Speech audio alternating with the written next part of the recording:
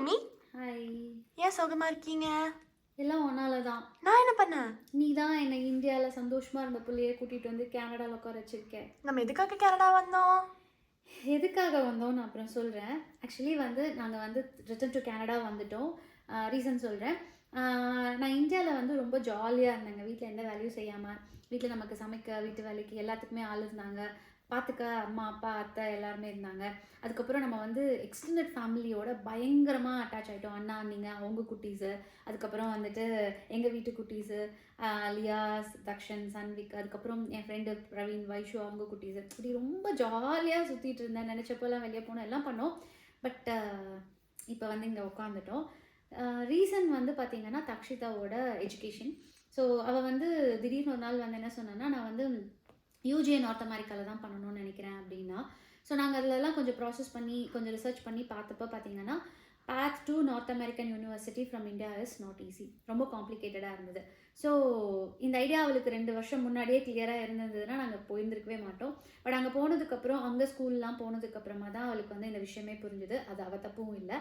So நமக்கு இங்கே PR இருக்குது, நம்ம வந்து சிட்டிசன்ஷிப் அப்ளை பண்ணிக்கலாம் அப்படின்னு ஒரு ஆப்பர்ச்சுனிட்டி இருந்ததுனால நாங்கள் வந்து திருப்பி இங்கே வந்துட்டோம்.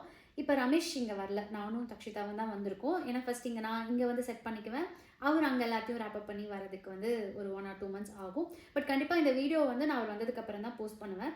ஏன்னா சில விஷயங்களை வந்து நம்ம போஸ்ட் பண்ணும்போது பப்ளிக்காக பார்க்குறப்போ ஈவில் ஐஸ் நிறைய வருது. ஆமாம், அந்த ஈவில் ஐஸ் வந்து நம்மளை அப்படியே சப்ரெஸ் பண்ணிடுது. ஸோ ரமேஷ் வந்ததுக்கப்புறம் ஓரளவுக்கு செட்டில் ஆனதுக்கப்புறம் தான் நான் வந்து இந்த வீடியோ போஸ்ட் பண்ணுவேன்.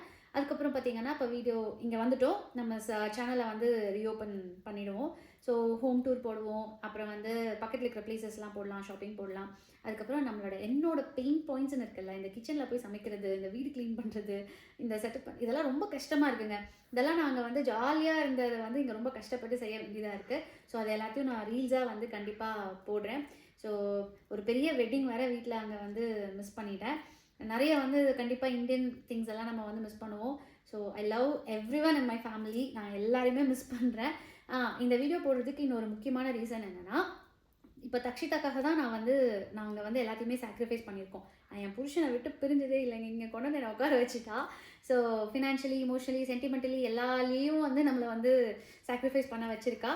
ஸோ அவளுக்கு வந்து நல்லா படித்து நல்ல ஒரு பொசிஷன் போய் நல்லபடியாக க்ரோத் இருக்கணும் அப்படிங்கிறதுக்கு வந்து நீங்கள்லாம் சேர்ந்து ப்ளஸ் பண்ணுங்கள். நீங்களாம் தான் சாட்சி. அவளை வந்து அவளுக்காக நாங்கள் இங்கே உட்காந்துருக்கோம் அப்படிங்கிறதுக்கு அவளுக்கு ஒரு பெரிய ஒரு சப்போர்ட்டாக வந்து கண்டிப்பாக உங்கள் பிளெஸிங்ஸ் எல்லாம் வேணும். அப்புறம் எனக்கும் ரமேஷ்க்கும் விஷ் பண்ணுங்கள். நாங்களும் நல்லா சம்பாதிச்சு பாப்பாவை வந்து நல்லபடியாக செட்டில் பண்ணி நாங்கள் இந்தியாவில் போய் ரிட்டையர் ஆகணும் அப்படிங்கிறதுக்கும் வந்து கண்டிப்பாக விஷ் பண்ணுங்கள். ஆஸ் யூஷுவல் எங்கள் எல்லா வீடியோஸ்க்கும் நீங்கள் வந்து கண்டினியூஸாக சப்போர்ட் பண்ணிகிட்டே இருங்க. வழக்கம் போல் இந்த வீடியோ பார்த்துட்டு நீங்கள் என்ன பண்ணணும்னா லைக் பண்ணுங்கள், கமெண்ட் பண்ணுங்கள், ஷேர் பண்ணுங்கள், மறக்காமல் சப்ஸ்கிரைப் பண்ணுங்க, பெல் ஐகானை தட்டிடுங்க. பாய்.